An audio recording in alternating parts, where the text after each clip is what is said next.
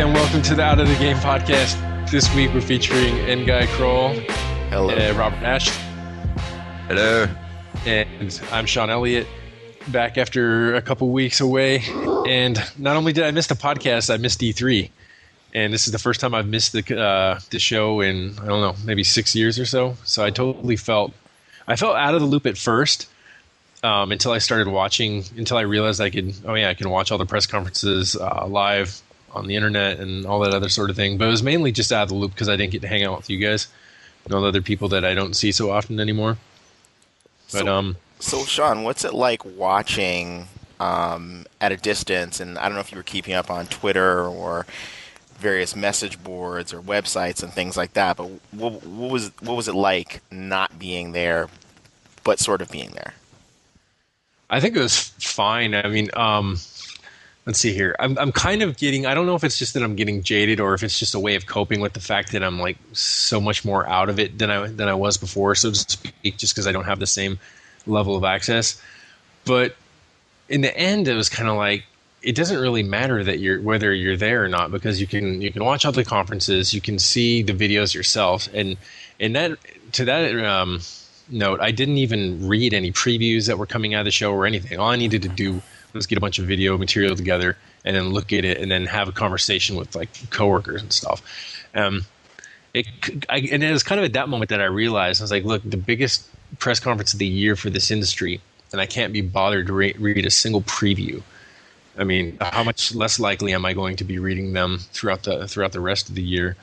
I don't know if this is a way of telling myself, like, hey, you don't do this anymore, and don't, make yourself so you don't miss it by saying that it's irrelevant. But I just get the sense that now that I'm outside of it, I guess, that there's so much written about games, and it's not even a matter that I can't keep up with it all, but I just don't have the interest in it. I mean, most of the time I start looking around, and it's like, why is anyone reading this? And I feel like a shithead for saying that, but it's kind of the transition I'm going through.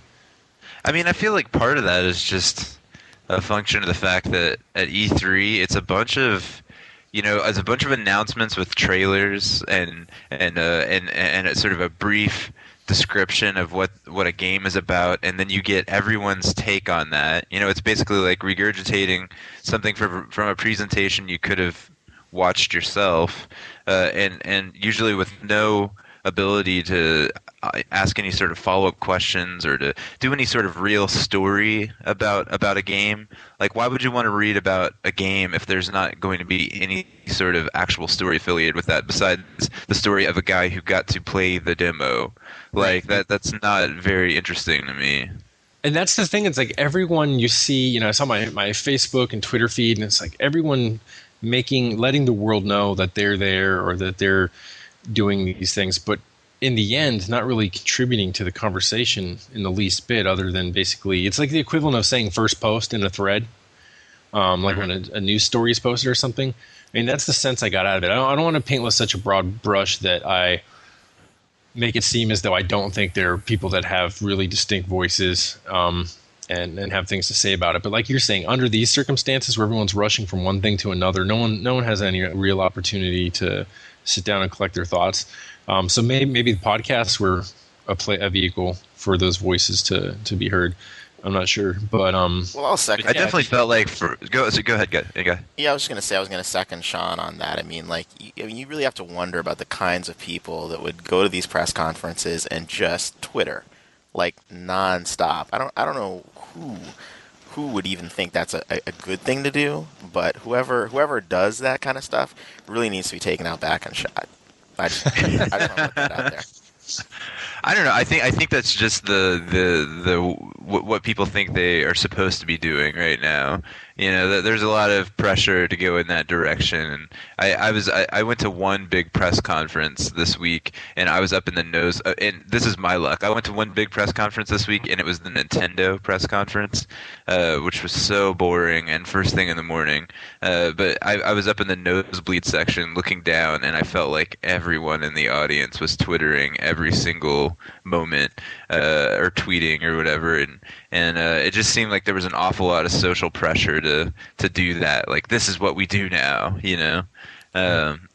Even though there was nothing obviously going on in that show that needed to be blasted out on your social network. It's ridiculous. But, Well, Twitter but yeah, was one of the reasons I was actually really curious about this E3 because, they've been televising them for a little while and streaming them for a little while, but it was just kind of, I feel like the reaction to what's being shown, both among media, but also sort of the broader game community, whether that's developers you track on Twitter. I mean, David Jaffe was twittering pretty, some fairly strong opinions on stuff that he was seeing, and as well as other developers, and then journalists, but also gamers.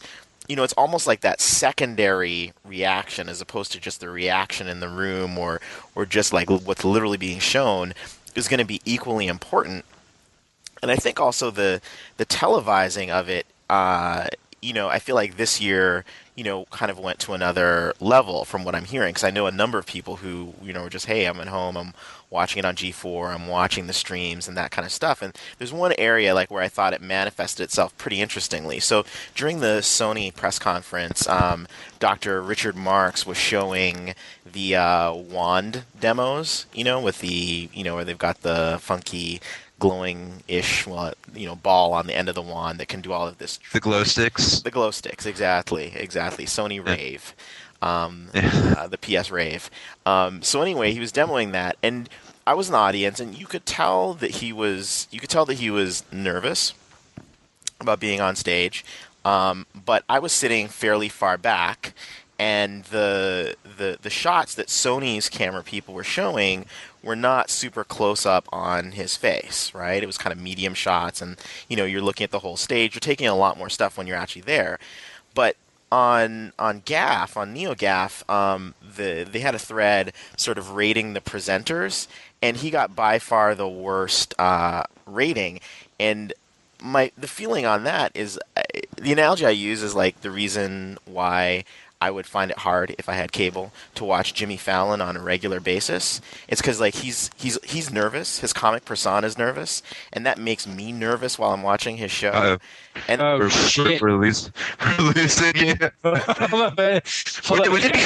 Wouldn't it be awesome if G-Man broke in right now?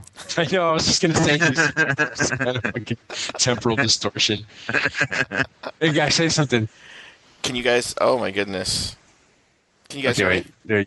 Yeah, now we can. You're coming back through the rift. Where did I? Go Back to the Future when like Homeboy's looking at the picture of his parents or something, and his things are getting like he's not like aligning the time streams or whatever. His mom starts vanishing. That's what's happening to you, man. Where did I start to go wonky? I think you ended up in the Matrix. Reception. Yeah, the worst reception on NeoGAF. Well, not the worst. Oh, okay, so NeoGAF tried tracking reception. Got it. So I'll start over there. So the worst reception. Let me start over. Let me catch myself. Okay. So there was a thread on NeoGAF that rated the presenters and talked about the various people like Jack Tretton and John Schapper and all these people, Peter Moore, etc. And the person who got the most negative reception was Dr. Richard Marks from Sony, who did the wand demo, the Sony's version of, I guess, the Wii Remote or motion control. And the reason he got a negative reaction was because he was nervous, and I could tell he was nervous when I was in the audience watching him, but I was seated fairly far back, and the imagery that Sony was showing up on its video screens in the hall, they were mostly medium shots, plus there's two screens, and you're taking in the whole stage, so you don't necessarily focus really tightly on his face. But my guess is the people who are watching at home and on streams, as human beings, we're very drawn to looking people in the eyes and looking at faces. And my guess is that his nervousness read really loud and clear and probably in a distracting way. And so the analogy I use is like, if I don't have cable, which I've talked about on the show before, but when I go to friends and they're watching Fallon, I could never watch that show on a regular basis because Jimmy Fallon, either he himself is nervous or his comic persona is nervous. But what I find is like when I'm watching him, it makes me nervous, and I don't want to be nervous when I'm watching late night TV. Jesus, someone making a balloon animal? Sorry, dude. Oh, shit. I tried to put my mic away so I could clear my throat. Sounded like you were twisting up a balloon animal, man. Okay. No, Oh boy, I hate that this is feeling. haphazard shit.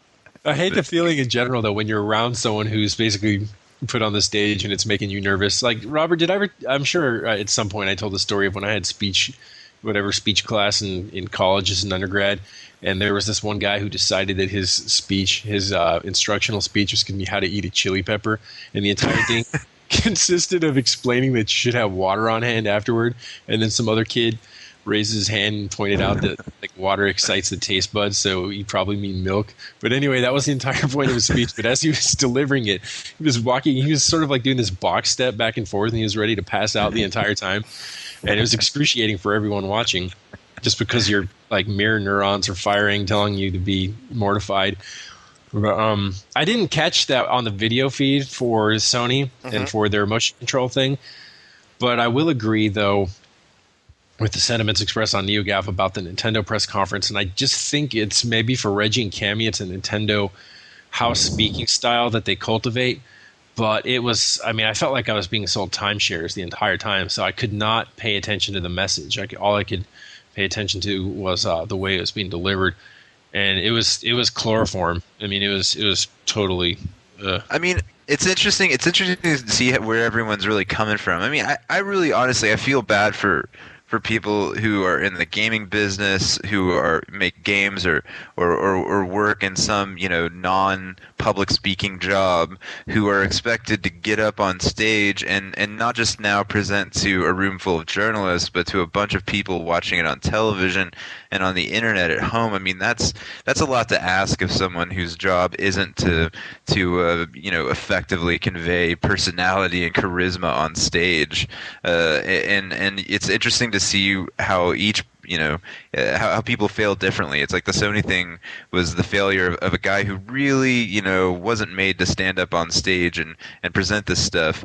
Meanwhile, like Nintendo, it's like they're giving you the fucking shareholders meeting speech or something. It's the same thing sometimes with the executives and at Sony. You feel like you're watching the PowerPoint presentation or something, and they just haven't quite figured out how to present this stuff to this really strange audience that that they're really trying to impress journalists, but at home they've got thousands and thousands of people watching now. And in addition to that, it's like I totally concur with everything you said about it being difficult, and so.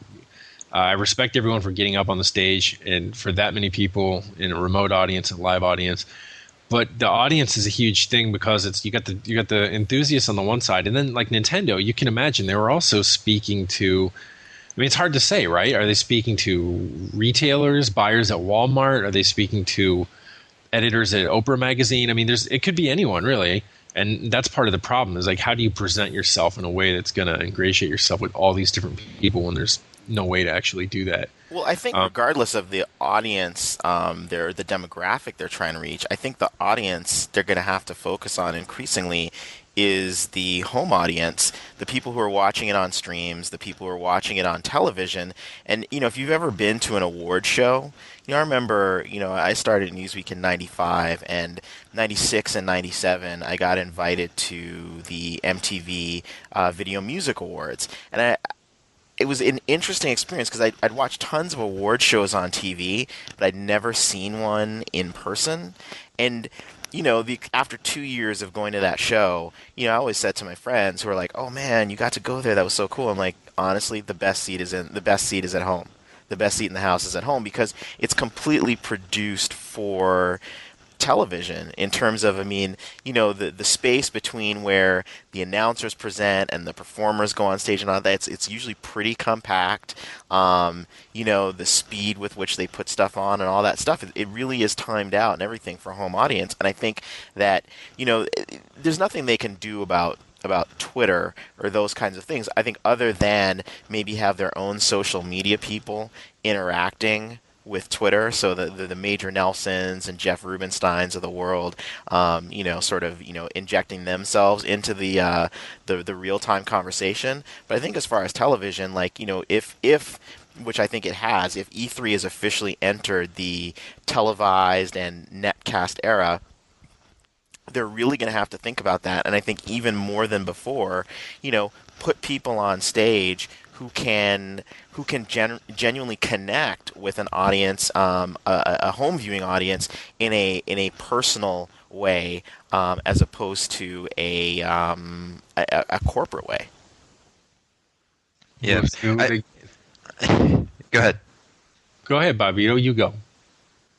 I was just saying, like, it was amazing to me the difference between the couple of press conferences that I went to. I went to the Ubisoft show, which was hosted by the guy who does Talk Soup. Do you guys know that television show, Talk Soup? I can't remember the host's name. Yep, and I was in the audience too.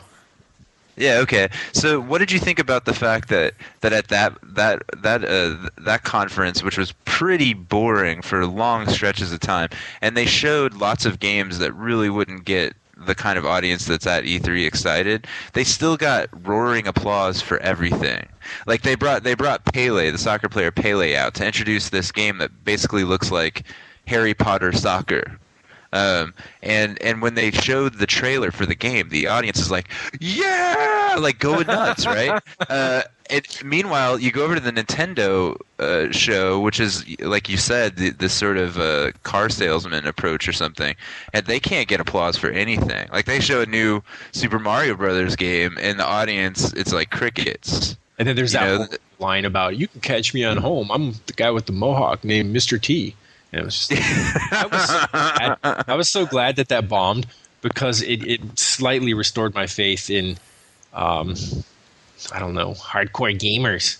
Just because if they had laughed at that, or if he had gone up there, it was basically the equivalent of he'd gone up there and started talking about epic win and epic fail and that kind of stuff. Well, part of it is definitely, I mean, someone like Pele, what I'm saying? It's like, I mean, it's Pele. I think part of it is just the audience. I don't know if you call it gratitude, if it's or awe or respect, or just sort of that. I mean, you guys, we've all talked about this, about how there's a certain amount of, I don't know if it's self-deprecation or just there's a certain lack of self-esteem that that the game community at large has relative to other pastimes, other media, other professions. And but so a lot of these kids, though, I don't think they even know who the fuck Pele is. Because even where I work, I'm constantly having these things where I feel like the old man when you start referring to something. Like even Land of the Lost came up, and half the people are like, "Land of the Lost, what's that?" So it's Isn't like that Will Ferrell movie? Yeah, exactly. That's exactly what I heard. And so, I mean, Pele, it's like, dude, there's some funny man up here. This guy's up here, and he just keeps on going on about the children. he was going on for like 15 minutes about how everything he does is for the children. And I do think there was at least for the Americans in the audience, I think there was a lot of like, is that guy like a baseball player or something? But certainly the Europeans knew who Pele was. And talk about the children can be scary, because in addition to Michael Jackson and his incessant talk about the special children, like there's this time when we went to this, I don't even remember how, we got dragged to this like really, really creepy kind of church, and the adults went to like the big, the Sunday chapel, and they sent like us to the kids thing. And this guy the whole time he totally looked like a molester, and he just kept talking about like, we love y'all children, we love y'all children. And we're just there looking at it like, fucking wow. So Pele was on that. Yeah, that was basic. Let's bring this back for me. Here's something. If you guys haven't talked it to death already about the motion control, I wanted to say something on it. But I mean, how you guys tell me how much have you said on your various other podcasts and places that you've appeared? Well, Robert, I'll let N-Guy take off. That's fair, because I haven't done any podcasts. I was going to do Listen Up, but I never quite made it on there. So I think I think that the long term future of games, long term in any industry, usually being past a 5-year projection, does involve gesture across the board, and probably will incorporate aspects of both of what both Sony and Microsoft showed. Robert, since you were at the Sony, Robert, were you at the Sony press conference?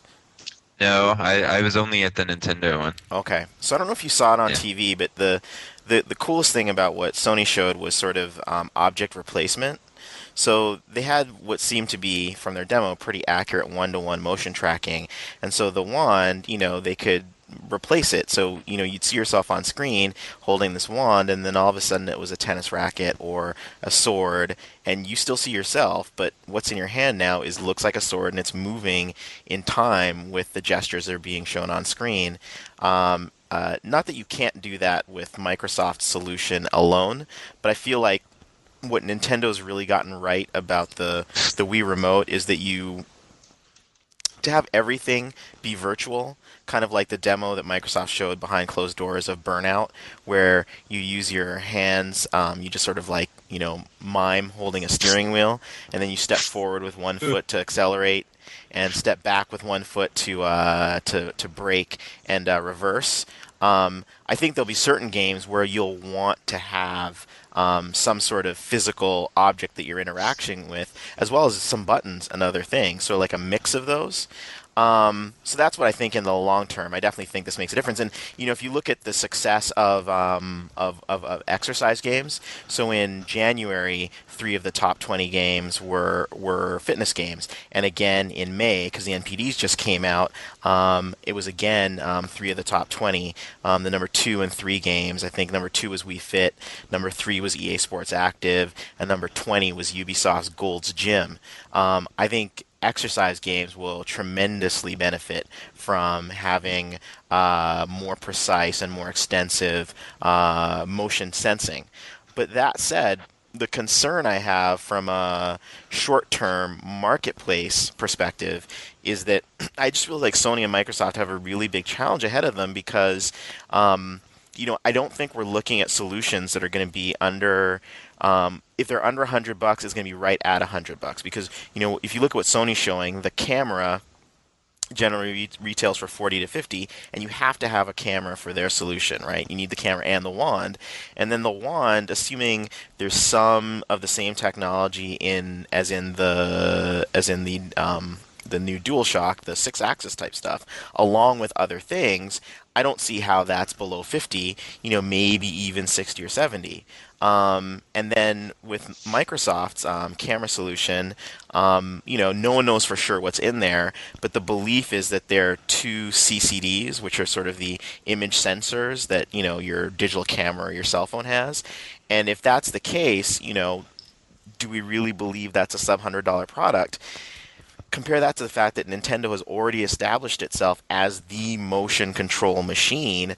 I just think that the idea that they can really make a dent in that audience in this generation, I don't, off the top of my head, I don't believe it.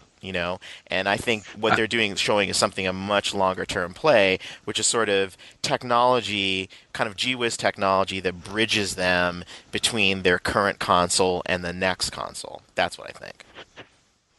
The really bizarre thing to me, and I don't pretend to understand anything about how the actual business of video games runs. I don't really follow the money or anything. But what weirds me out about the whole move toward motion control stuff is that people have always picked up new controller ideas, and usually from Nintendo. Like, it's not a surprise when Nintendo comes up with a new controller idea, and next time around everyone has copied it. But usually there's some really obvious game design thing built around that controller idea that has already been worked out. It's like by the time everyone put analog sticks into controllers, it was really well established, like what that was used for, or by the time people put rumble. Let me interrupt there real quick though and say the interesting thing about that when you think of it is that if the Nintendo controller did the proof of concept for the analog, and showed its utility for other game manufacturers. It was so bizarre that it wasn't until the DualShock came out when they understood its importance and centrality to 3D, to controlling games in 3D spaces, especially with cameras. That was the thing that was weird, is that Nintendo didn't get that on the first pass, and you think that they would have, but Yeah, well, I mean, and here's another opportunity for that, because obviously people are captivated by the idea that Nintendo expresses in their sort of advertising, which is someone getting off the couch and doing all of these big actions that actually result in something like that happening on the screen. That just doesn't happen in Wii games. It only happens in the commercials. And so if either of these other devices can actually make that happen, then I will be impressed, and I would think that regardless of how, you know, the image that Nintendo has as the motion sensing game console, that if they can actually make what happens in the couch family commercials happen in real life, then I would think that it would be successful. It's so limited, but iToys done that. Like, I remember when we got it. Shame to say, I ended up playing it like you would see in the commercials, because that's the only way you really can play it.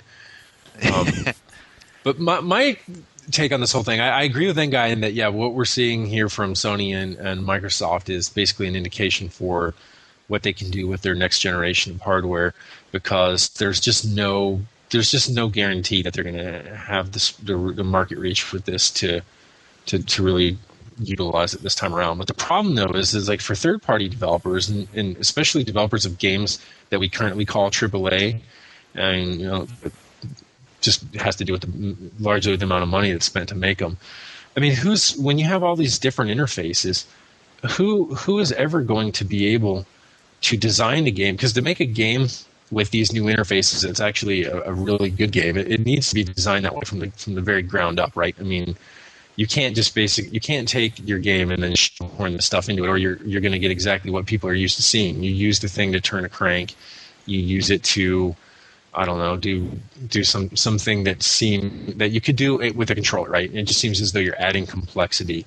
And at the same time, in game design, things have been shying away from complexity, greater depth, but with less complexity. So, you know, you want to.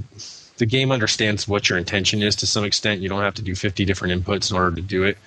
And a lot of things I've seen with the like 6X, for example, are actually going the other way. They take, instead of just pressing a button to open a door, they make that a game in and of itself. But so I think it's also like a question of feedback. I mean, that's one of the weird things about this stuff, is like one of the great pleasures of gaming is doing something really easy, like hitting a button a bunch of times and getting feedback that is so over the top and huge, like playing God of War. You know, like you hit X button a couple of times, and all that's resulted on your end is that you kind of want to take another sip of your beer, but on the TV end, you're like ripping somebody's head off. Right. You know, where you don't really want to like get up and pretend to rip someone's head off. You know. Mm-hmm. Well, there's changes nothing. It. So let me finish that thought real quick. Yep. I just say, imagine now we have all these different. A lot of the audience has, like, whatever, they have the Natal camera, they've got the Sony wands, but you're a developer making a game now. It's like, what do? You want to be multi-platform, right? I mean, it's so assuming that assumes that they're making these for so-called AAA games, which I don't think is the case. I think they really want to get an edge in on the market that Nintendo's been serving. But it'll be interesting to see how. That's what I'm sort of curious about, how what we know as AAA games will embrace that kind of technology, even when that technology comes standard with the games. Well, I would think that it's some. Go ahead. No, you go. I was just going to say that I would think that what we're waiting for is that sort of moment that with Mario 64 or Doom, where somebody comes up with a genre or a way to use it that sort of sets everyone else to work on this whole new thing. You know, I do think that at some point there will be a game like that where everyone's like, oh, okay, that's what you do with it. Now let's all make these games, but right. It just hasn't happened yet.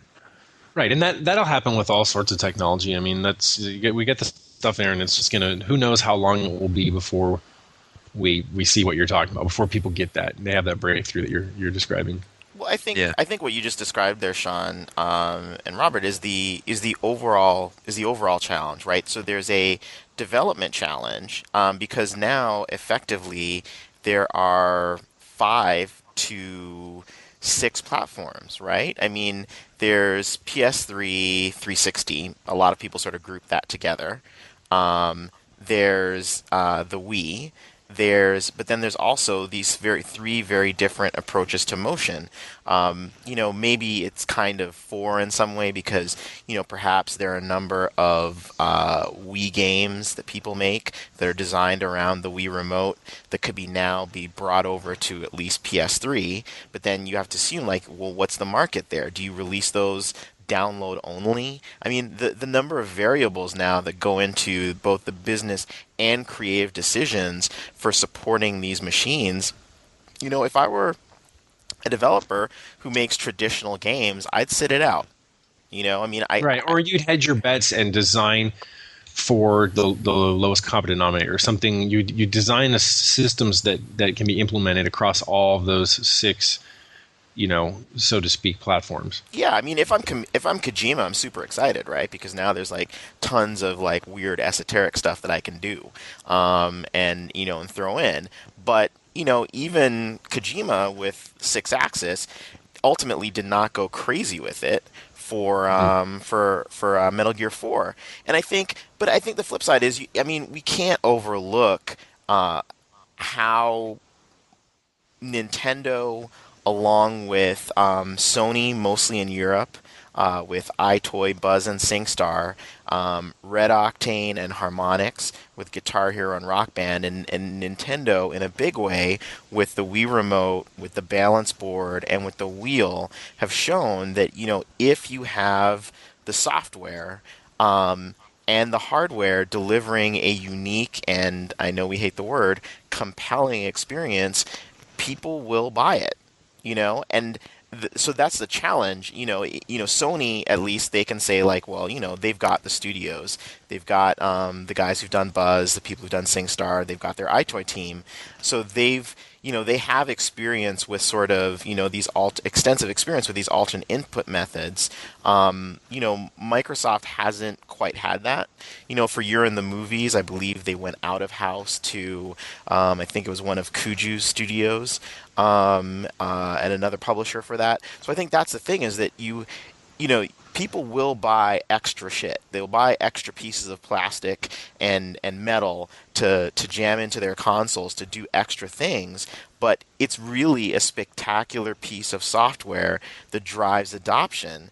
And I'm going to wait and see as to whether or not that spectacular software has been brought out. And then the other differentiator is, look, imagine if Guitar Hero and all those games had never come out in the previous generation, but when they did, the Wii was the only one that either shipped with a plastic guitar, or the only one that had come out on. That would have been the system where people had done that thing, and now Microsoft and Sony would be playing catch up, and you'd be a little skeptical. And that's how I feel about, sort of bringing motion, even if it's camera-driven motion, to these new systems. I just feel like they're playing catch up to a very strong brand Nintendo has built up. Like, if you want to waggle and gesture and those kinds of things, I feel like the Wii is where people do that stuff. And there's Yeah, although it's like playing catch up to remedial, algebra class or something. It's not like it's not like people have become experts in making Wii motion control games. Like there's so few games that come even remotely close to the couple of games that are really interesting and work well that Nintendo's made, like Wii Bowling or whatever. There are only like 2 or 3 games that have been made for the Wii that actually do the thing that the advertisements sell you. That's fair. So, I think from what people are saying, though, is that EA has had a bit of a breakthrough with Tiger, the new Tiger Woods 10, PJ Golf 10, and then with their tennis game as well. That it's like maybe this is the year where publishers really break through, to a certain extent, third-party publishers on motion on the Wii. There's a hardware breakthrough to coincide with that too, though. I mean, Right. both of those games use a new peripheral. Yeah, and that's the thing is that, so Nintendo is in some sense starting from zero with the Wii Motion Plus.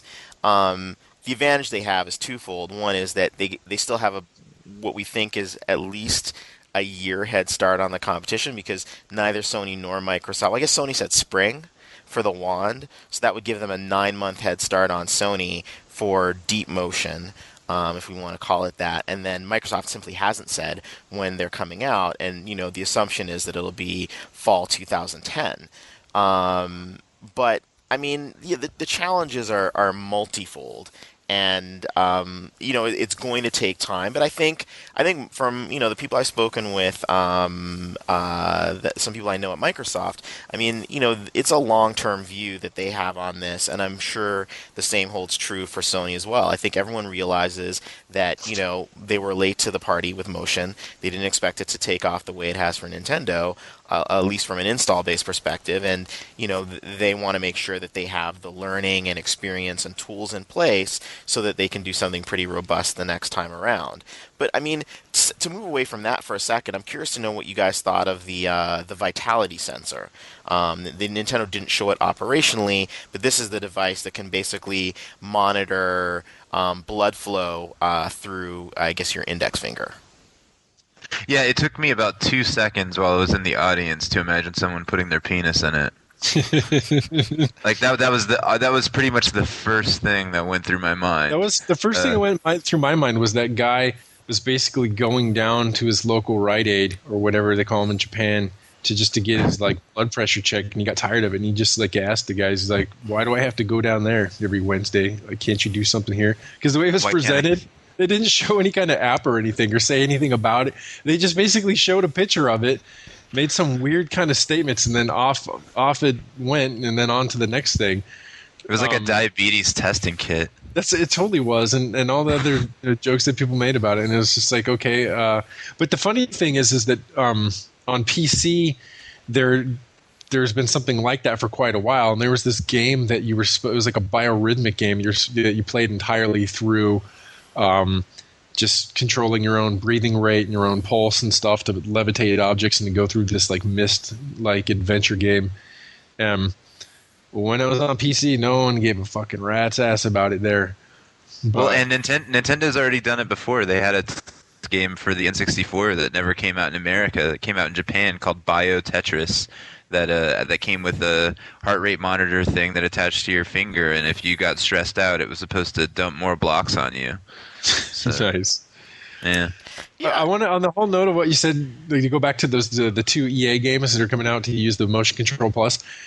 That's one reason why I'm glad that Sony and Microsoft are doing this stuff, is because I'm totally excited about both those games you mentioned, but I want to play them online, and I'm just not going to play online games on my Wii. For one, I don't have Wi-Fi, and I don't have the setup for that. And not to mention, if you do get it going, you have to use Skype or Ventrilo or something on a PC and hook that up some way so that I can communicate with people. But it would be awesome to play those games, say on 360 or something. And I think it'd be fun if the price is right for the Natal and it gives us comparable level of functionality. I'd be interested in that. Yeah, I mean, but in one sense, though, I mean, Sean, this should be good for you that all of this stuff is coming out because, it appears that for a variety of reasons, the next generation is not going to start as quickly as previous generations did, and that what we're seeing is, using peripherals, using gesture to extend the life of the current generation rather than jump to the next thing. And, that ties into the panel that Stephen Totillo, formerly MTV, now at Kotaku, and I moderated at Comic-Con with Todd Howard from Bethesda and Ken Levine from 2K Boston / Australia. And the whole thing there was, we asked them, well, look, what if Sony and Microsoft, this was in January or so, the panel, and we said, well, what if Sony and Microsoft came to you and said, hey, at GDC or E3, we're going to unveil our new consoles, here are the specs, here are the features, and we want you guys to start, making plans to develop on it.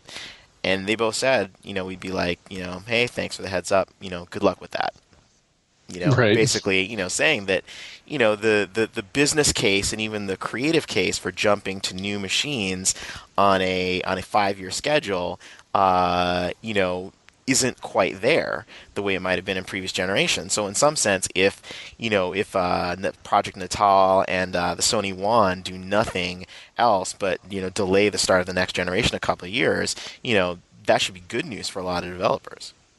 No, it is. It's good, and everything you said there, I mean, is absolutely true, right? I mean, AAA games cost so much money to make and take so long to make that you'll get to a point that, with a 5-year cycle where each studio is only putting a single game out per generation, and then having to relearn all the tools all over again, and you just actually, it's like a negative feedback loop. You just ended up making it take even more time to develop the next game because they're reacquainting themselves with the tools yet again. So yeah, I mean, from the development side, that's definitely the case. The more time we get with a single generation of hardware, the more time we can spend on the game ideas and not just figuring out how to make the wheel yet again. Mm-hmm. So, Rob, I wonder how much this is just going to sort of funnel old school, quote unquote hardcore gamers into PC gaming over the long term. What will it take? What kind of like super fancy, ultimate graphics game in a couple of years would it take to just drive a bunch of people to PC where they're not trying to get you off the couch and get you to lose weight, and they just want you to play like a badass first person shooter that looks like real life, but. well, it's Steven Totolo said that we're in the self-help era of gaming, and I think that's like why when I look at all this stuff, I said like I think the fitness market will take off, will be driven even further, and I think the vitality sensor definitely speaks to that market. I mean, I have no idea what the meaningful applications are for gameplay, though I'm sure Miyamoto probably has at least 10 ideas. In fact, I wouldn't be surprised if that daily monitoring of blood pressure was the latest hobby that he's not allowed to talk about. And so this is where his new hot game is coming from. But you could think of meditation games, just add-ons to the existing exercise franchises. I mean, these are the means by which I think we can, you can start to, you get a whole, a greater range of expression in those games. But I think our hearts tend to be with, some more traditional genres, and I'm hard pressed to see what these add-ons are going to bring to those games in the short term, but in the long term, I mean, you could imagine a Mass Effect or Fallout or Oblivion, where because I mean, one of the things that Microsoft showed as part of their demo, which wasn't really stressed, and I actually thought was for me way more interesting than camera was voice command. And the reason I was a little underwhelmed by the gestural stuff from both Microsoft and Sony is I've seen 3D cameras going back to 2002. So I was very familiar with what they could do, and I've actually been waiting for a number of years because it's been at least 3-4 years where people are like, "Yeah, it's right around the corner. It's going to be $99 this holiday, $90." I'm like, "Well, where is it?" So while Microsoft definitely showed some impressive demos, as did Sony, I was kind of like, "Well, come on already." But the voice command stuff, I think is very necessary for today's consoles, where the moment you go over 20, 30 pieces of content, you can't really navigate it very well. What do you mean, like just navigating like a menu system, or? Yeah, I feel like all of the interfaces break down once you go above, like, say, 40 pieces of content. So let's say you store pictures on your PS3, or you've ripped a bunch of songs to your 360 and stuff like that. I mean, your options for navigating that content are fairly limited. I mean, you can kind of zip through menus, but it's like your computer. I mean, when I get a new computer, or I used to when I get a new computer, I'd create a bunch of folders, right? To have my neatly organized desktop. And now I just throw all my documents in the documents folder, and I use, last modified or title or just search. I just use Spotlight, because the desktop metaphor broke down after the internet. Once we were putting more and more content on our hard drives, the desktop metaphor broke down. It would be like if you had a desk and you were like everything you brought home was going into your desk, how would you find anything? Right? And I feel like the same thing is happening with the consoles. The more DLC you have, the more media that you're storing. I mean, Microsoft and Sony both let you download, TV shows and movies, and, with Microsoft, it sounds like it'll be music through the Zune store and all these things. So with all that stuff, traditional interfaces are not going to work. And I'm sorry, as much as it was cool that Microsoft showed people like paging back and forward using their hands, that's not going to work that well either. The whole time you're saying that, I was thinking of how, like, for me, the mouse works perfectly for that. I don't know how much stuff you have, but I never have so much stuff that the mouse and keyboard isn't enough where I feel as though it's taking me, between, hotkeys and shortcuts and stuff, that it's taking me an undue amount of time to find anything I want. I'm completely a search person. Like, I use search for everything. Like, my whole work life revolves around Gmail, and I don't even bother looking for an email, even if it's on the front page of my Gmail. I just search for it, like, because I don't even look at my inbox unless it's a new, if it's a new message, then I see it. Otherwise, it just goes into the search pile. And I use search for everything. I use search to find applications on my computer. I'm like totally a search person when it comes to interface. Wow. So, yeah. So that would work then, the voice search?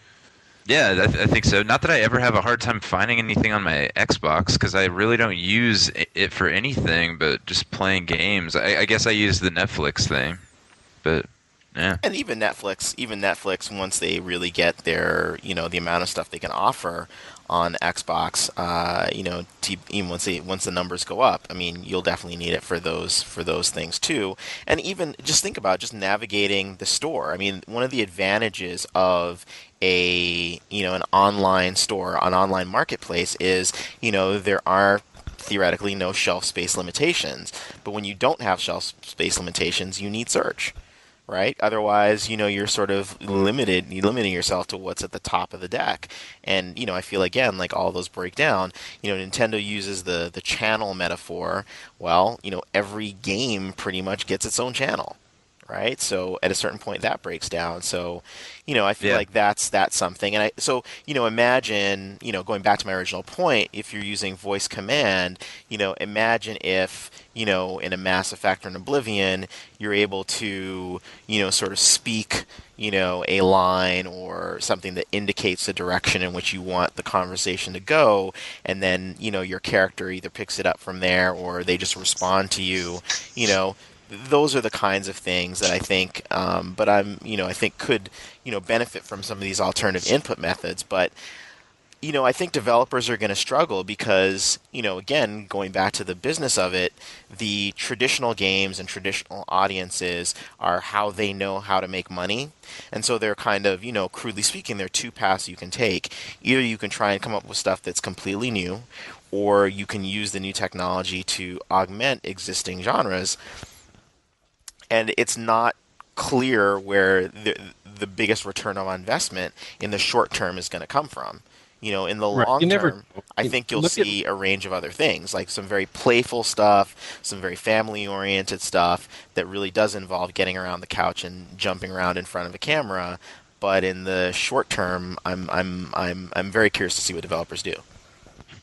Look at games like Red Steel, or Mad World, or any of these games that have come out for Wii and that have tried to make great use, especially Red Steel, because it was a launch game, right? And they tried to make, radically new use of the interface there, and it just didn't. It wasn't that profitable. So, I mean, it's really going to be up to first parties that can have basically the safety net of the publisher to say, we need to take a loss on this in order to lead the way. Whereas like everyone else, might just be swimming in ideas and cool things that they would like to do for it, but it's just far too risky. I mean, you can do some proof of concept and prove to yourself internally that they're feasible or that they're fun. but the profitability that you're talking about, that's just too much of a gamble for so many studios. I think that's one of the cool things about this stuff coming out now is that, I mean, now everyone has this pretty well established marketplace for cheap downloadable independent games, and you can get people who, you know, maybe they're not going to crank out like a really high fidelity visual experience, but they could really play with these interfaces and come up with the various ways that, you know, you could make an interesting kind of game out of them, you know? Yeah, and they've basically been doing that, like, you know, like on PC for the mouse, you'd be like, God, I never thought that there had been so many different ways to do this kind of thing. And then also, I'm sure it'll happen for, you know, for Wii and stuff. I want to change gears now, and still staying in E3. Take a turn for the more obscure. I want to know about some of just the greasiest episodes, or just whatever the most awkward moments that you had there. Because E3 is always about those. I mean, those are the things that you really remember. 5 years from now, you'll forget about the fact that Sony revealed, you know, this wand. But Robert, you'll remember the time that, I don't know, whatever. You need to fill in the blank. Well, I don't know that I had like particularly awkward moments, but I sure ran into a lot of people who recognized me, which was really bizarre.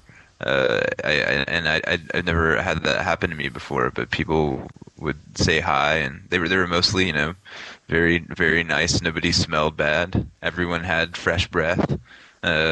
And it was interesting to get to sort of meet some of the people who I think mainly know me from podcasts and stuff.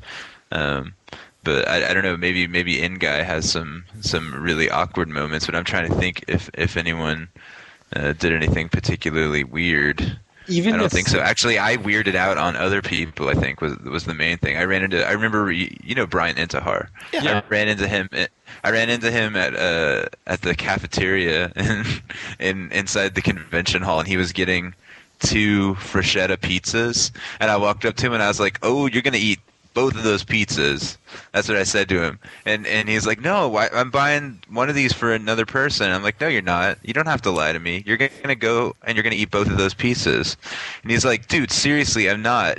And we had this really weird conversation where I think he got mad at me. He was like, "Look, if it makes you feel better to think that, then you can think that." And I'm like, I was just joking, man. That was maybe the most awkward exchange for me. Wow. Double meals. No That's nowhere near Ratchet. No Ratchet and Clank for you. Time.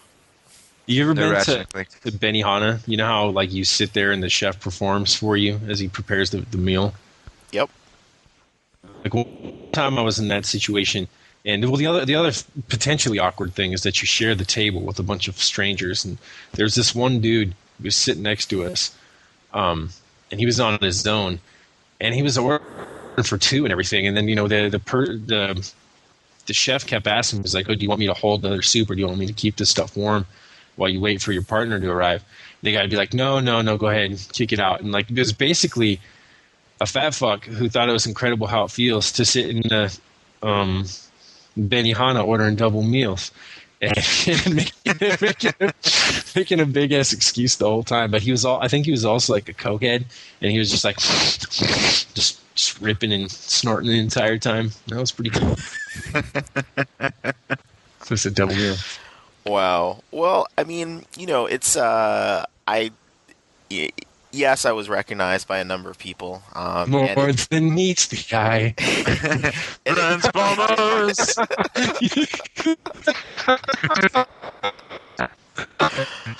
Sorry, you sounded like Optimus Prime for a minute. yeah, we got. I'm guessing that this whole episode we all sound like Optimus Prime. Yeah, I'm down to 2 bars on the Wi-Fi here at the hotel, so we can wait for this. Oh, there we go. I'm on a 3rd bar, so I'll go back. Wait for that cloud to pass. Exactly. So yeah, so I was recognized by a number of people, and you know, I struggle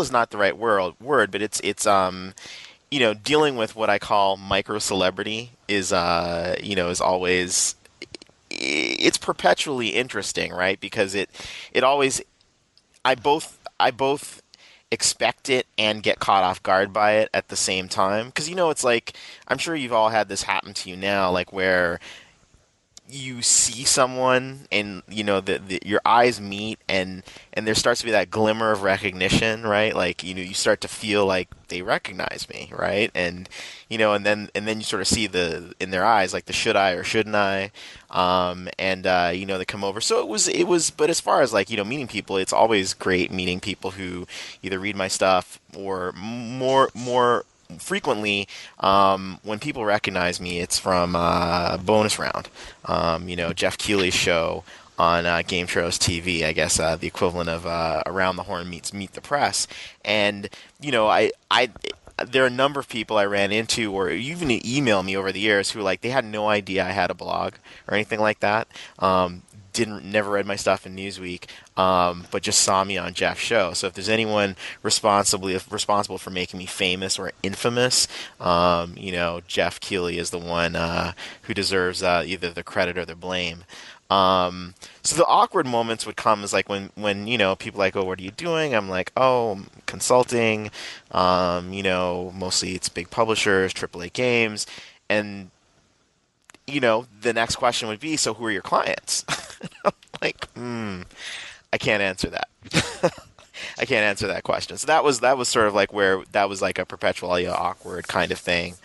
But you get over it. I would always get the sensation that when I was meeting people, that it was like I was meeting people who are all part of some secret society. Like, there was, like, this recognition of, like, oh, we're at E3 and here we are, two people from the secret society.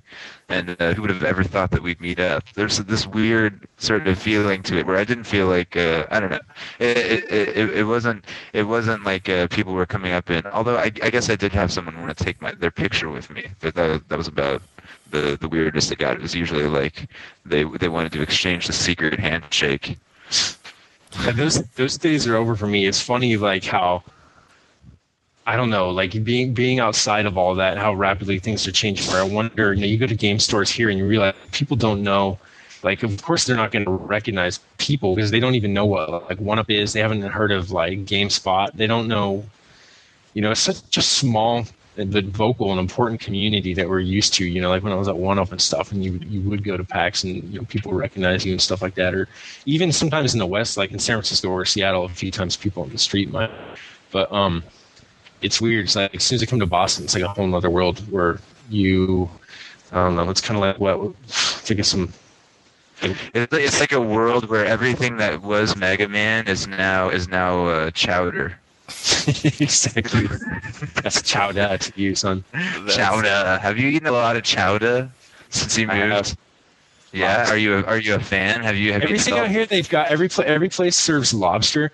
It's just lobster, but they've got like, it doesn't matter. It could be like a Chinese food place, and it says Twin Lobsters. Everyone's got like the Twin Lobster thing. Get 2 lobster tails for $20. It doesn't matter. Or like street carts that sell lobster rolls. It's pretty good. Really? Yeah. Street card lobster. Wow. That would be impressive. It seems a little risky. How is it? It's good, man. I've had it. I'm still alive. It's like Halloween candy, dude. You gotta just do it.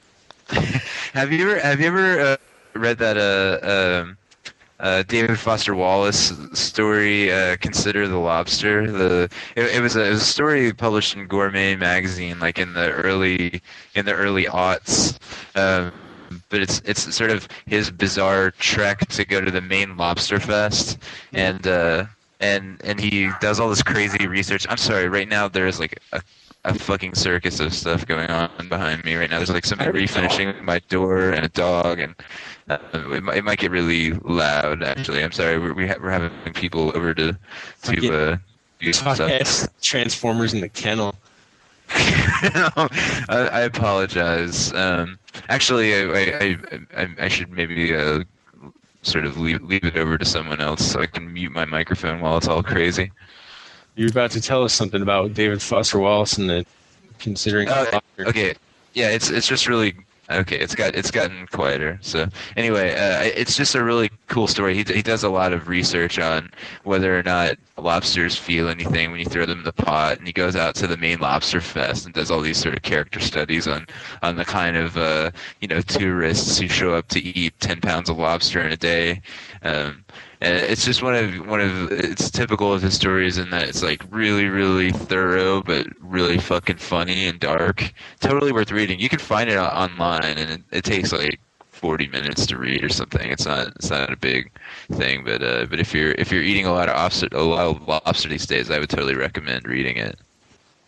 I recommend that you come on out and we can drive up. It'll only take us 20 minutes to get to Maine. We can drive up and get some. That's your invitation. All right, And I'm down. Let's. You got to come on out. I really do. I really do. I got it.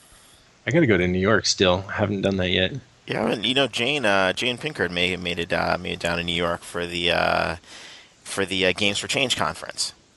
Oh, cool. Yeah, so so definitely, but yeah, either way, we definitely gotta round up the East Coast side branch of the Out of the Game posse and do some stuff. So to wind down the E3 stuff, and maybe throw our, I don't know if our listeners are suffering at this point or enjoying it. Hopefully the latter. But just real quick, like Sean, from a distance, which games stood out for you? Which games did you really want to play? And then lastly, were you surprised that at the press conferences so little was sort of said about the PC?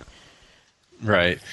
I wasn't surprised by that. I mean, keep in mind that I worked at a PC gaming magazine that was shut down. I mean, which is both testament to the PC and the state of magazines. It's like a double whammy. But so that really didn't surprise me.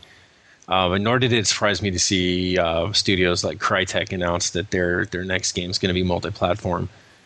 Outside of a few select studios like Blizzard, I'm really not certain, and then some European stuff who can afford to just make big budget PC only games. Mm-hmm. Other examples would be things like existing franchises like The Sims, which also exist in different forms on console as well. But the one thing that got me is that as I was looking at the games and going through all the videos, there were so many games that just seemed the same to me, and I just started to feel like jaded, where it's like, okay, this is just another environment that has shipping containers used to create walls, and I mean, I understand why that's done, but just as far as like speaking just as a consumer side, seeing a game that's like got worlds that I actually want to spend any kind of like my free time in. So on that note, what impressed me, I think, was more or less games that were not the same old, especially in terms of like setting. So Assassin's Creed 2, the idea of setting this game in Italian Renaissance, an enormously budgeted game with like a staff of 300, I heard. I mean, that's such a bold move. Likewise with the first one, and the game actually succeeded. So that. So you guys have whether or not, $299 in your studio? No, no, and so basically, Sean is the engine team. Yeah, basically. No, we got quite a few people, and we're ramping up, but no, not on that scale. And then was The Last Guardian looked really cool, looked really fascinating to me. Wait, what was that? I didn't catch that. Guardian? Oh, like the Trico game. Yeah. Trico. Yeah. No, that looks great. That looked super cool. Uncharted 2 looked interesting to me. I liked what I saw. Splinter Cell, Conviction, God of War looked cool. Which is funny because these aren't the games going into the show I expected to be the most excited about. But just basically after just reviewing all the videos, it was it's kind of how it ended up. What did you expect? I thought it was interesting. Epic Shadow Complex looks really cool to me. Yeah, everyone's hyped on that game, and I feel like it looks really cheesy to me. I mean, I'm sure it's going to be fun, but after everyone told me about it and I finally saw the video, I was like, wow, that's really cheesy. But I mean, I still kind of point. I mean, it's. I mean, I just. Oh, come on, cheesy's not the point. Like, it's 2009. We cannot have video games where cheesy is the point anymore. Duke Nukem just died, so I guess that's a point in your category. Yeah, like you can no longer like just get an intern to write all of your lines in your game and then claim that cheesy was the point. So, yeah, but anyway, what I was going to say was I thought the thing that impressed me most was seeing Splinter Cell in a way rip off Psychonauts. the whole thing with Splinter Cell embracing this idea that the environments are going to tell you things about Sam Fisher's state of mind and the things that he's thinking through these projections on the walls was so Psychonauts, and I thought that was a cool development, like to see someone finally sort of run with that idea in a game that obviously has huge commercial potential. I would be surprised if that was their inspiration. But I don't know. You could be right. But I mean, just because in Psychonauts, I'm not saying it serves a comparable purpose. I totally understand the analogy and the comparison you're making. But I mean, in Psychonauts, there are moments that the entire world was a character. It was constructed to. Yeah. Whereas I didn't see enough of conviction to know how much of Sam Fisher's interiority it's communicating. What I saw was just like, go here or this is your objective. But well, there would also be moments where he would just be walking around in the level, and you'd see a film projection of something he was thinking. Like he'd see the tombstone, his daughter's like gravestone or whatever on a wall or something. And I'm saying like Psychonauts actually also did that stuff where they would literally project films on the walls of levels sometimes. Like, and I don't know if that happens multiple times, but there's definitely a moment early in the game where that happens, and in the first level, and I think that there are other moments where that happens. But I mean, I would have to think that this was an idea that if it didn't come directly from Psychonauts, it was sort of indirectly inspired by it. Well, because I think what's cool about the idea is that for the longest time, third-person games have all been on the outside of the character's head. Like you're controlling this dude, and maybe he says some pithy lines or something. He's got an attitude, and you get some sense of who he is from the way he or she moves or talks in cutscenes. But I see no reason why you can't try to characterize that person a little bit more on the outside, even if it breaks the realism in some ways. I think it'd be cool to try to get at the character more. Totally. It was. I mean, that was the beauty of Psychonauts. I mean, even if it wasn't the player character that it was always conveying through the physical space, but it was still conveying some character. Yeah. The organization in that space. I mean, that was.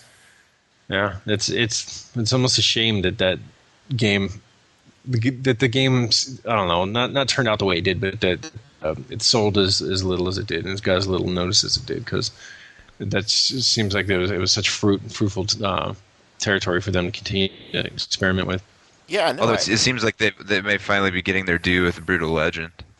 Yeah, we'll see. It's still got the whole Activision issue going on, and I really feel for that studio. It just seems like they just can't catch a break.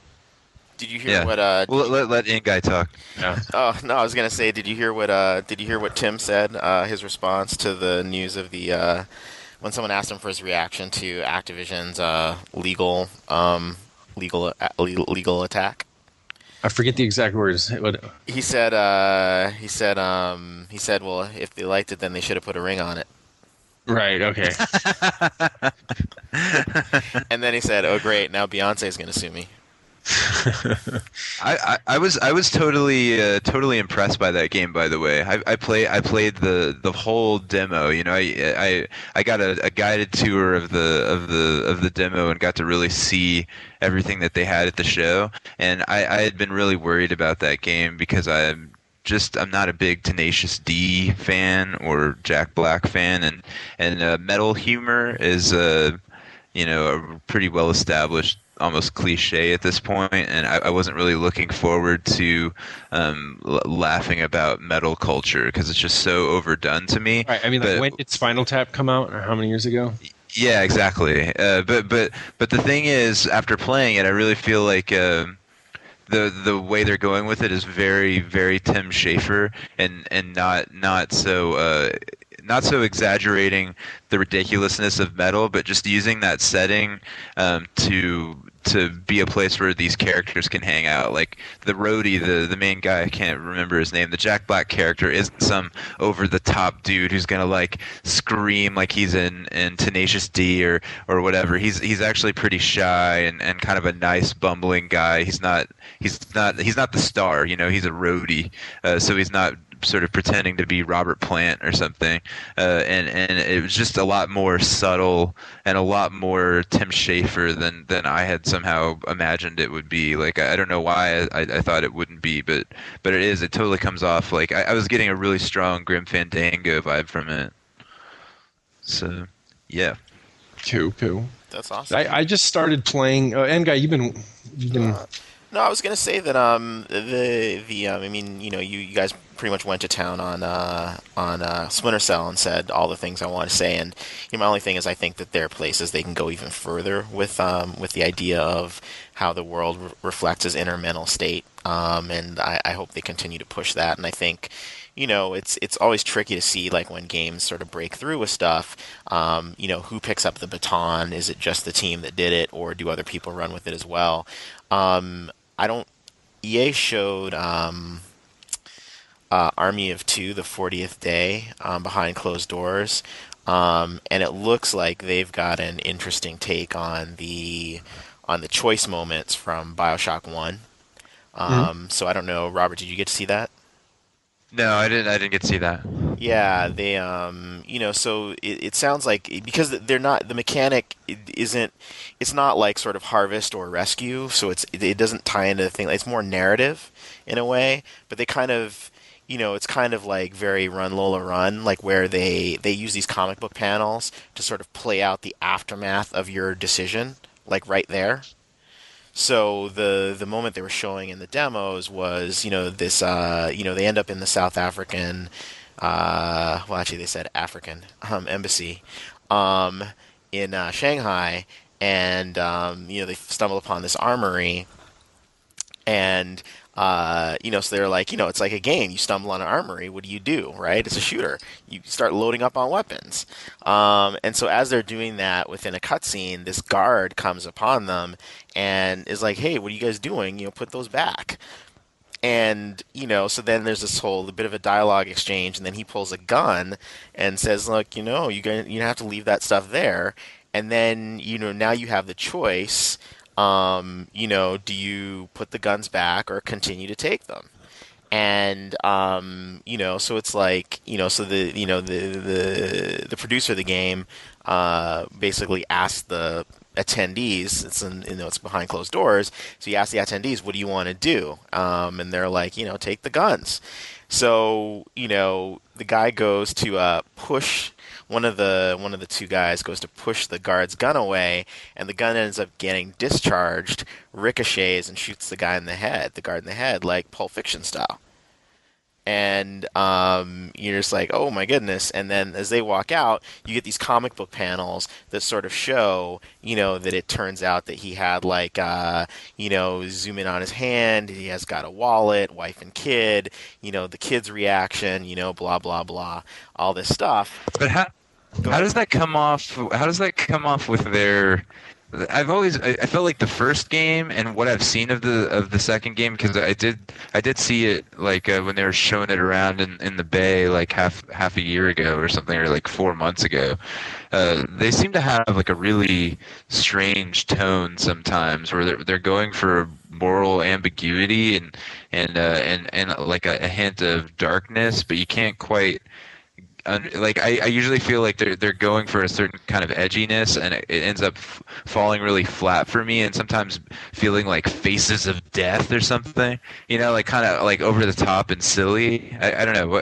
Was it really? Did you really feel like you gave a shit that you shot that guy and then he had kids? Because I feel like I would be like, oh, whatever. Well, I think I have to see more. I mean, it's a kind of shocking moment, and Steven Totillo told me that he ended up in the room by himself, so he actually got to see both. So he said, like, okay, let's do it again. And apparently the alternate version is that it turns out that the guard himself sells guns on the side. So the panels show him selling guns from the armory to other people. Here's a question: Mechanically, if there are two people playing, who determines the outcome of that decision? From what Steven said, it sounds like it's I guess I don't know, gentlemen's and gentlewomen's agreement that you sort of come to a decision that basically mechanically it's whoever presses the button first, Right. right? That's going to be really fun online with strangers.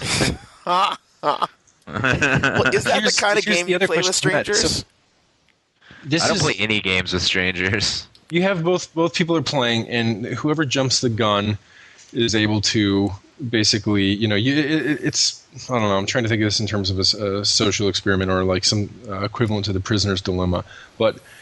The short version would be to ask, is there a negative outcome for the player? Is there some repercussion that the player who jumped the gun first and decided to shoot this guy, even though you're not shooting him in this instance, but say that's an option, can that person be retaliated against in any way? Are they taking an additional risk for the promise of the potential of additional reward? I mean, what's going on there? Or is it just a quick choose-your-own-adventure moment? It's a good question. It's not. It's not like BioShock in terms of like BioShock it tied into the economy, and I guess ultimately tied into the ending. As it stands right now, it might tie into the ending. I don't believe that it's. I don't believe it's like a risk reward kind of thing. Is it entirely divorced from the gameplay as well? Like, so say this guy. I mean, do you alert additional guards, and does the combat that follows become more difficult? I mean, are there any differences outside of this comic script? That's kind of my reservation too. Is that Robert expressed it for me? Is that like if they're just interjecting, these comic pages in that are not part of the game, and then the entirety of the results are handled there in this sort of extra space. Right. It's I think they. It was a brief part of the demo, and they said there's more of them, and I guess we'll just have to wait and see like what direction exactly they go. I mean, I think in a lot of situations like these, part of the reason to show stuff like this early is just to get feedback and just sort of hear like how people respond to it and see how it works, and then fine tune things. I mean, obviously you get input from a variety of places, but it wasn't. I'm like I said, it clearly draws some inspiration from BioShock, but it's not identical to what BioShock did. Mm-hmm. I have no opinion on it whatsoever. Just other than that, I'm hearing about it for the first time from you. I haven't seen anything, so I'm just kind of in the abstract, asking the kind of questions I assume I'd have if I were, if someone were selling it to me. Right. Yeah, so there was that, and in the case of The Last Guardian, the thing that surprised me a little bit was that Ueda and his team were able to get away with using the hero creature that wasn't sort of more of the traditional drawing of a griffin. Like griffins have like sort of the eagle, sort of the very regal. I hate to rhyme, but regal sort of eagle sort of features, and it's kind of like he mushed together a dog and a bird, and so the facial features are sort of more squat. How would you be impressed at that they make more puppy-like and more sympathetic? The whole like natural instinct that we humans for whatever reason experience in the presence of baby animals. Well, I think that's it. I just feel like that the reason I was shocked was I thought that I could just easily see higher up saying like, well, why don't you make it more beautiful, right? And he didn't go for straight beauty with it. Does that make sense? Like it's not. Right. There is. I see. For me, it seems like the perfect decision to go the route they did, right? Because if you want something that you feel for, and that especially if it's going to be imperiled at any point, or if it's going to rescue you, what better? I mean, there's someone who's got like the best looking purebred dog ever, and then there's someone who's got the most faithful mutt, who's got like a bad limp in one leg or whatever, And I don't know. I mean, you can imagine the episode of Highway to Heaven with either one of those dogs, and I think the one with the limp is going to be the one that resonates with more people and brings more housewives to tears. Yeah, I mean it's it was that was the initial reaction I had was just sort of it's like wow, they didn't make him go like sort of the stereotypical route, and I think that's good. And I'm curious, I just want to see it and I mean, really get more sense of the gameplay. I feel like they're just setting up for an old Yeller moment. Of course, yeah. Obviously. Although I would love if they totally Penny Arcade strip on that same thing. Yeah, where it No. was, yeah, recount it. What is it? Sean.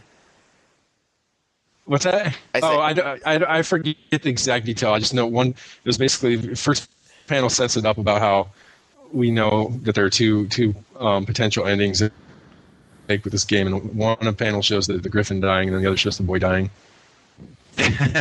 Yeah, exactly. Or they could go with definitely the going Romeo and Juliet ending where both die. Right, take them both out.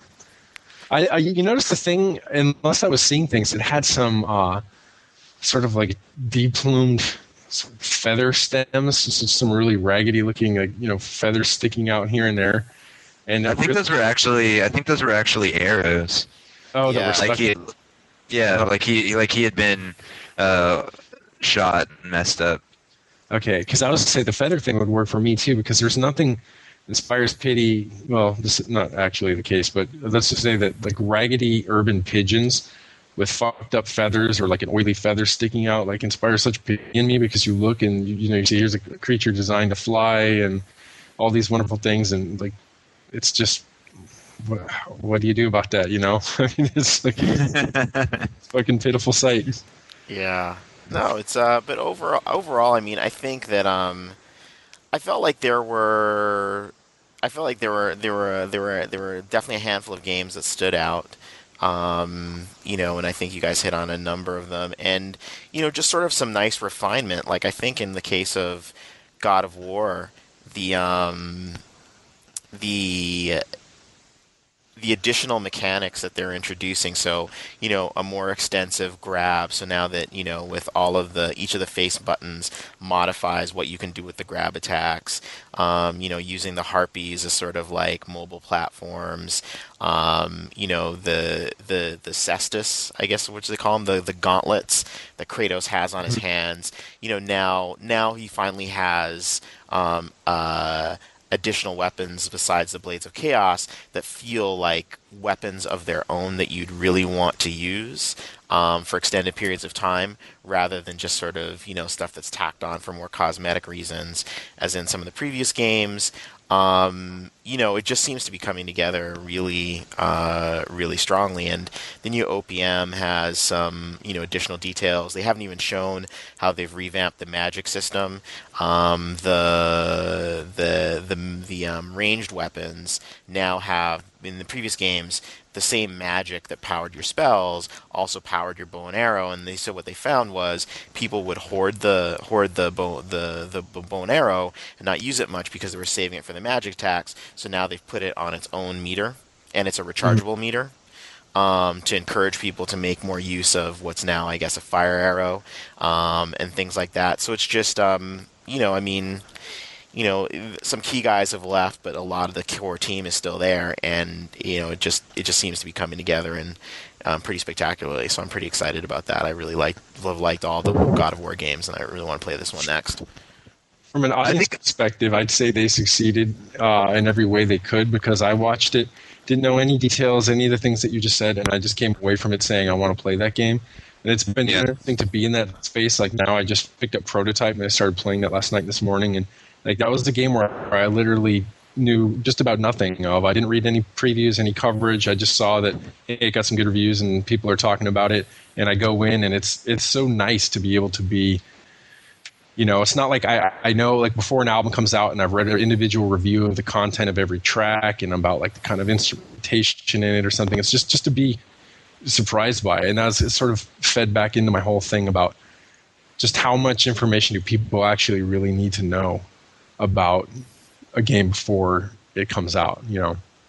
I'm definitely like peeling back on the amount of information that I'm consuming about that stuff now. Like I don't really have to stay on top of it for what I do nowadays, and I also find myself in the situation where, you know, it'll be the day that something comes out and I suddenly have an urge to go out and get it and play it, and I'm really playing it from a fresh point of view, and that's a lot more fun than knowing everything about it beforehand. Right, and having the different all the different critics' voices echoing in your head, and like, oh, like, I remember, like, you know, 10 people said this about this game, and or, you know, and I feel like I'm going to argue with them in my head as I play because I disagree. It's like, it's been nice to just get the damn thing and play it, you know. Yeah.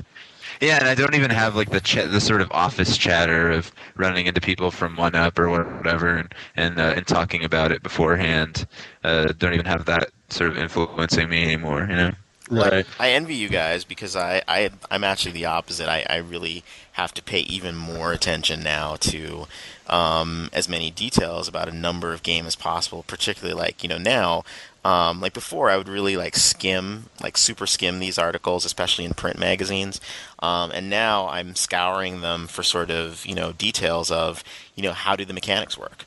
You know, and like same thing with looking at videos and things like that, because, you know, part of what I need to bring to, you know, my clients is, you know, things that they may not have thought of, may not have considered, or maybe rejected, and sort of say, hey, have you considered this? Have you considered that?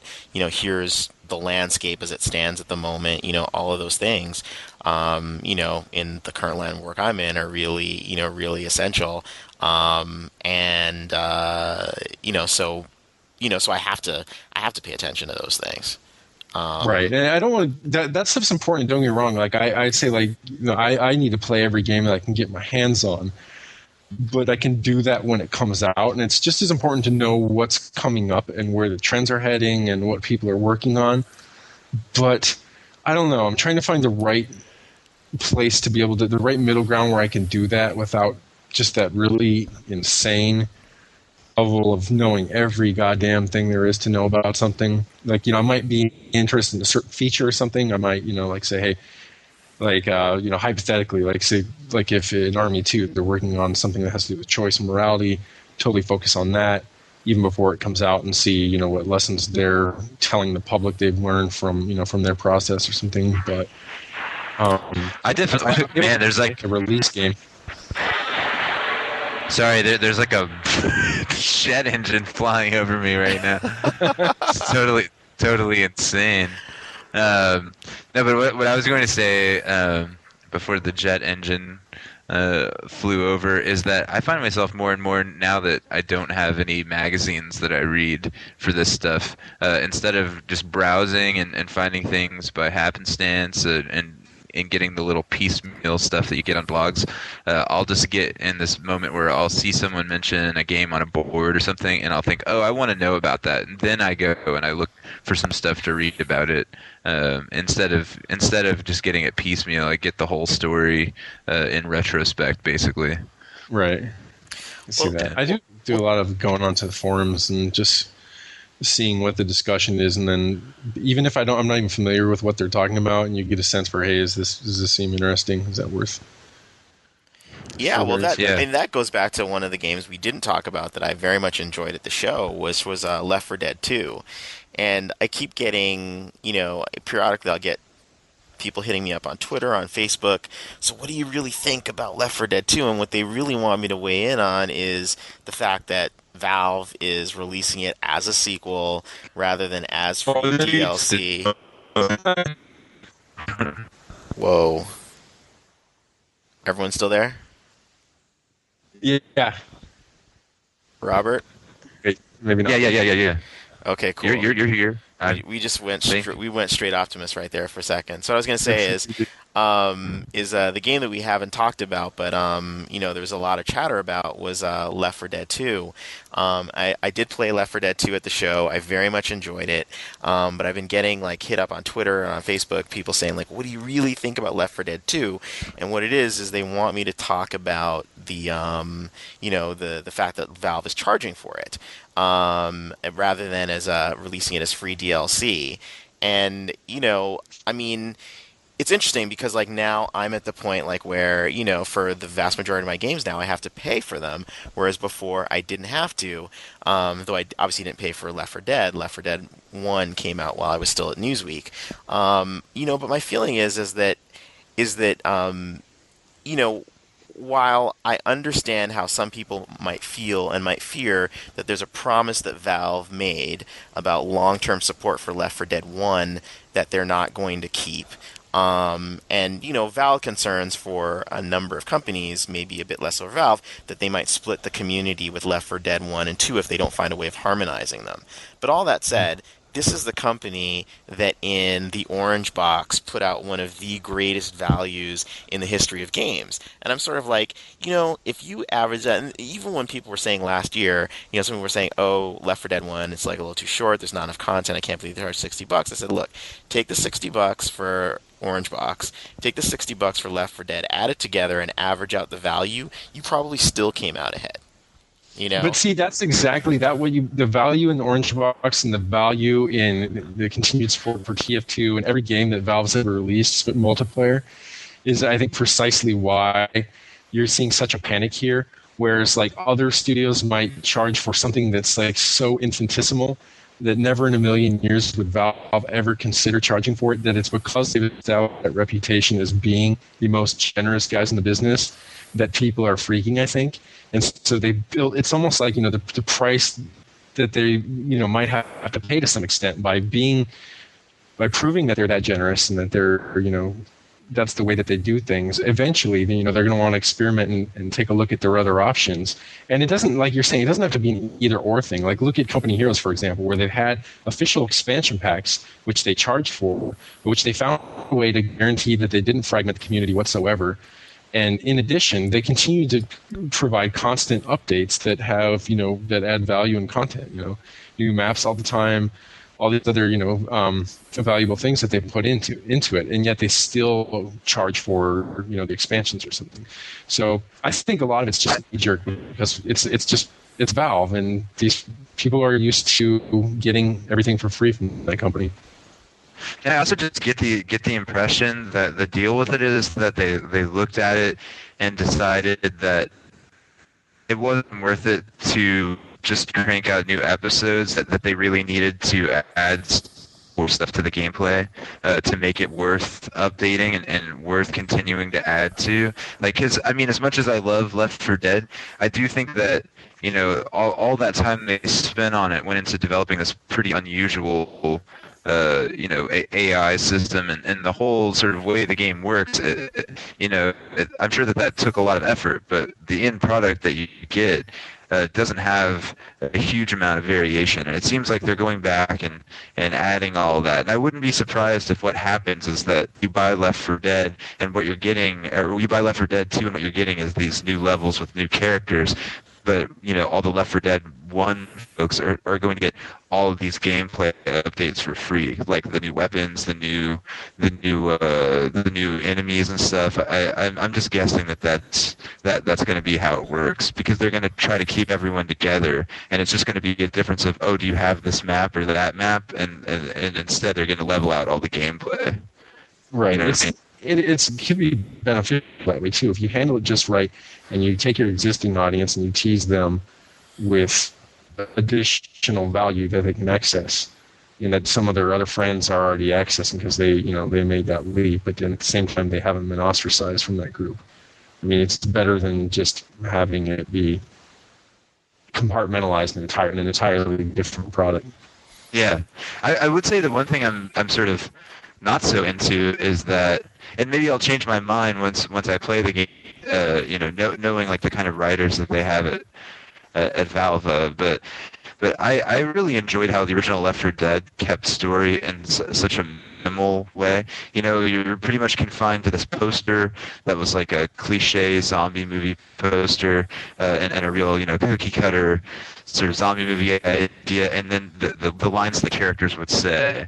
And they didn't really try to tell a story beyond that, and I get the impression from things that I've read that they're going to try to sort of fill in the blanks more. And I don't know, I always thought it was a really cool, bold move of them to do story in such a minimal way. Well, it's not even just bold. seems to make so much sense, right? Because anytime something is going to bear that much repetition, the more specific you get, the quicker people are going to tire of it. By having, you're going to be in the scenario again and again, and you don't want to know, like, oh, who's this guy in the church that's not letting us in because the zombies are coming, like, because you're going to see that guy 10 more times in the same day. I mean, if you're addicted to the game, so it's like all you really need are those bold gestures. But what specifically have you heard to indicate that they're going to move in that direction, other than just kind of like running with what they've got going already, where that sometimes people might make a comment under stress that reveals something about a backstory that makes you think, hey, there's something to this person. It's just not a blank cipher, versus really putting together a narrative with a definite chronology. Yeah, I don't think... Rock Paper Shotgun. I was just gonna say, Rock Paper Shotgun had a longish interview with Doug Lombardi, and he was saying that they were going to try to explain the context of the zombie outbreak, and they were going to sort of add more backstory to it, which is something that doesn't really appeal to me. It's but like, I don't say how, though. That's the thing, right?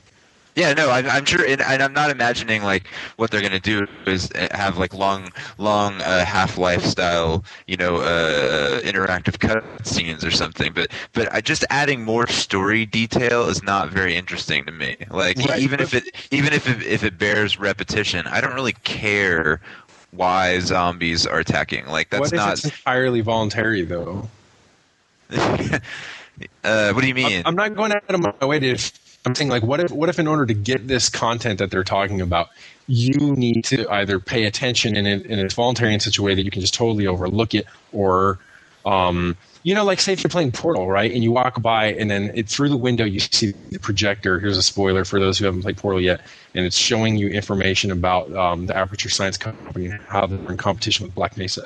Now, if you I know what you mean. Like I do any of this, I just want to go through some more fucking holes and come out the other side. You could have just walked right by there, and it would have been meaningless to you. And it would. Yeah, I mean, I do really like that style that they've done with a few games. I mean, there was that moment in episode 3, I think, of Half-Life, where you can sort of find this weird cave in the sand line. Or it was 2? Okay, yeah. 3, yeah. So. Oh, whoa, shit. Yeah, sorry. But yeah, I do like those sort of voluntary moments. And sometimes when they're really mysterious, like they are in Portal, I think that they really add to things. And you're right, Valve doesn't have a record of getting too specific with their storytelling. I think because it's a zombie game, it worries me in particular, because I just find this whole modern necessity, and this is for like a later out of the game, because we were going to talk about zombies today, but we're not. We're waiting for the full cast. But and this need to tell zombie stories in which we need to have like a realistic reason for zombies being on the earth and eating people to be like really annoying and stupid. It's just some sort of nerd compulsion to always have every kind of plot point figured out and logical, or else nerd brains will explode or something. What I'd say there, to sound the danger of sounding like a Valve fanboy is just that I think they bought themselves more so than many, many other companies. They bought themselves an enormous amount of goodwill with their audience over the years by consistently proving themselves capable, fixing their mistakes when they make them. Like, Steam, for example, when it first launched, versus the Steam that we knew years after that. And then just getting things right. And I know personally that they have very talented writers there on staff, and that I just don't see. It's basically kind of how it gets when the next album from one of your favorite bands is coming out, and they've more or less done no wrong for you in the past, and when they came out and admitted it, they had nothing to hide. They're like, yeah, we fucked up. So when their next album comes out, there could be someone hating on it, and you're just like, you know what? I'm not going to worry about any of this. When it comes out, I'll decide for myself, and that's pretty much where I'm at with it. Yeah, and I mean, I'm not disagreeing at all. I'm just saying this is my concern about it, because I'm not concerned about the whole idea of a sequel to Left 4 Dead. Like the people who are freaking out about it not being free downloadable content. I think it's interesting that they've decided to go with the sequel, and since they don't have a history of just cashing in on their games, I've got to believe that until I see it, I'm gonna think that there's a reason that they did that, you know. Right. So Yeah, I mean, yeah. I think that one of the things they have said is that I think they want to have like a bit of a, I don't know if it's the right word to use, like a clearer through line for the characters, but definitely give a sense of like how the characters are either affected by, sort of like what they're seeing or their experience. So I guess like one of the characters is like I guess a gambler and a profiteer, and you sort of get like a sense of his story as you go through it. But again, they've been very, they're being very coy about exactly what route it's going to take. And one thing that's interesting that they've sort of said is that they haven't yet said is where this story sits on the timeline. Compared to, because the only thing we know is that Left 4 Dead 1 takes place 2 weeks after the infection, right? And so, where is this event going to be set? Is it set like a week after or 2 weeks later? Maybe there'll be some sense of getting some more clarity on that. But I have to say, I really liked the first one, I think, very much sort of draws on, its B-movie roots and, a bit of the sort of zombie apocalypse moment that we're all in. But the second one, seems to signify a good deal on Katrina. And I actually thought that was powerful in a lot of ways. You tie it into the look of it, sort of Oh no. I'll never be able to live Just that when you down. get going, it's inspiring to. No, It's inspiring to kill it. I mean, the thing was like, so for instance, like if you, Robert, I don't know if you noticed when you were playing it, but there are some of the traditional Left 4 Dead 1 musical themes that have been rearranged in sort of like a Dixieland kind of way. Yeah. Yeah, I thought that was really cool actually. I thought that was really cool too, and the architecture, the use of daytime now, and that kind of stuff. I mean, I feel like There's certainly no creepier place to do a zombie game than New Orleans. I mean, it's just so perfect. It's the only place I can think of besides maybe like a really foggy, Glasgow or somewhere in Scotland that would be really still scary in the middle of the day. yeah. I mean, so I just feel like that idea of like sort of like I guess what was a natural disaster that was amplified by the inaction of man, and sort of mapping zombies on top of that. I'm very interested to see how they do that, and it'll be very interesting to see like how that compares to, say, what Capcom may have done with another well-known zombie franchise. So I'm curious to see how it plays out. Yeah. On that note too, I would say, actually, it could go in two directions. I was thinking if like one question I have is like how when you're playing as the infected side in versus mode, if you're at a disadvantage because you're less able to conceal yourself. But then I also remembered back on the other topic and just seeing how they would handle any kind of Katrina illusions or situations like that. Is that think of the way that they've handled mystery in the Half-Life series over the years.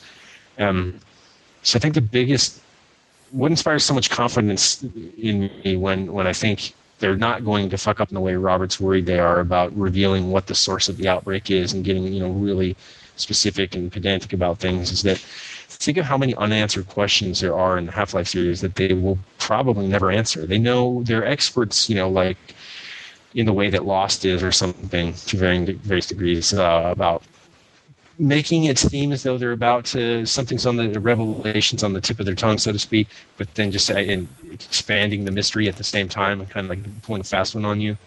And they've done that so well over the years that I would say there's no way in hell that it's gonna get really crappy, and we're gonna have a breakdown in the timeline of when Patient Zero rolled out of the. Yeah. Hey, Inga, did you get to play with any of the melee weapons? Because when I played, we didn't run across any of that stuff. So I did. I came across the frying pan, but rather than use it melee style, I accidentally threw it, and then I couldn't find it. When Oh, that where sucks. I'd thrown it, so I didn't actually get to use any of the melee weapons.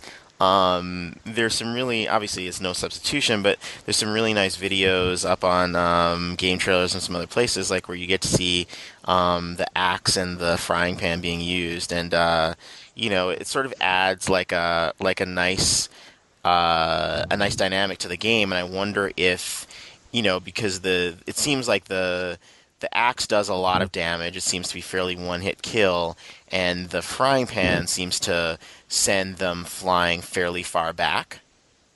So it has like a nice, like a fairly extensive knockback effect.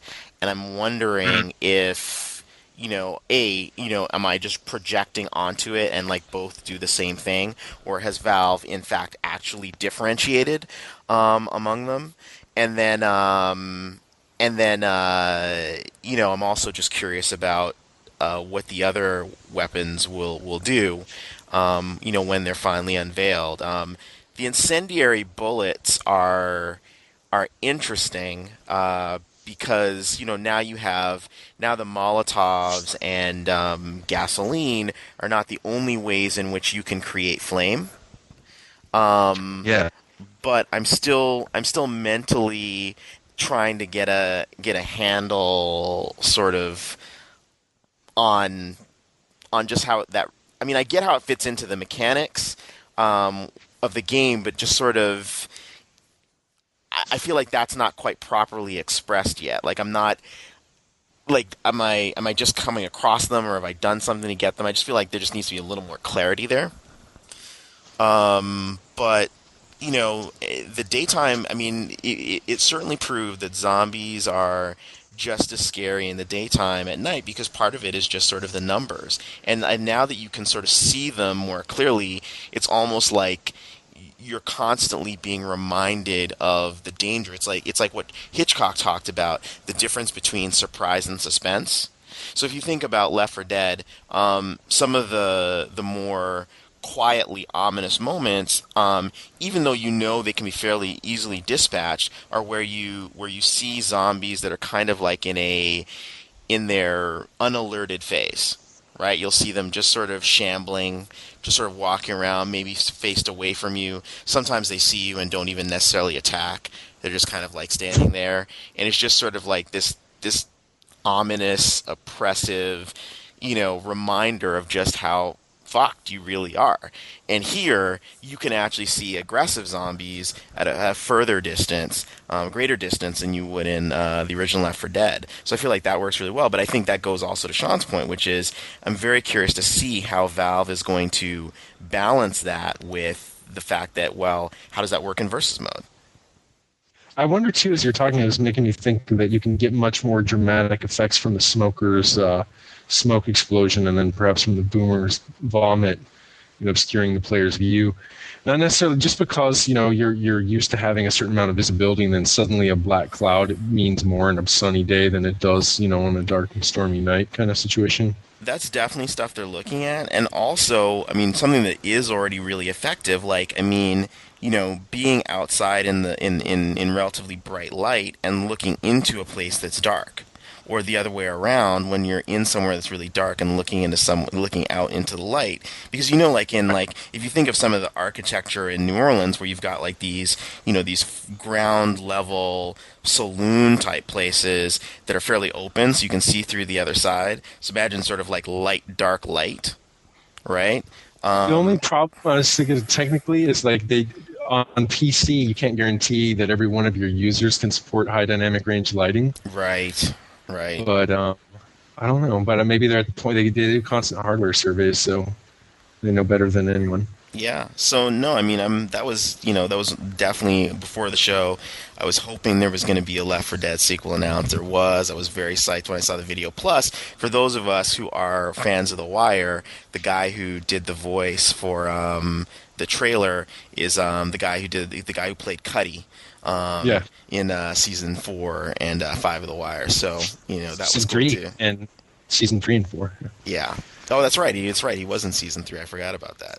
We're setting him up. They used him. I'm watching that series again, and it's so fucking brilliant just how like carefully they signpost everything. But yeah, they put him in 3 in order to signpost the move toward the juveniles in 4. Which ends up being part. I mean, they do double duty as well, but that's when you start to see the generational gap. So it's introduced as a thread before it comes in and hits you with the hammer, and being the main theme of the 4th. Exactly. Well, I love that show. Even the simplest little things, like how all throughout season 3, anytime the cops meet in the parking lot and drink beers, they're just like they're shown throwing their cans, and it's not until the final episode of the season that it finally ends the season, pans up to the roof and shows the roof just entirely covered. Yeah, you got it. But it was such a good thing because it's like it sounds so simple, but you didn't really wonder when you're watching it. It's just you're like, oh yeah, that's been going on in the back of my mind this entire time. It's just symptomatic of why that show is so cool. And anyway, we're gonna sorry, we're getting into epic territory here. Yeah, no, I was going to say the last thing I was going to say was that Valve there's a thread, another thread with The Wire, because David Simon's next show is set in New Orleans, just like Left 4 Dead 2. So maybe great minds are truly thinking alike. Cannot wait. So Nice. we'll end on the zombie tease, and then let's say that we will for certain, unless something unforeseen happens, the next time we record, we will have our big zombie fest. Absolutely. Cool. In the meantime, try to find this week. Left 4 Dead 62 came out. I don't know how many, if you're reading the collected editions, how many. You mean The Walking Dead? The Walking Dead, yeah, the Left 4 Walking Dead. Yep. Okay, so on that note, we wrap it. Say goodbye, Bobbio. Say goodbye, and guy. Bye. Farewell. Bye. I'm in, guy. Later, guys.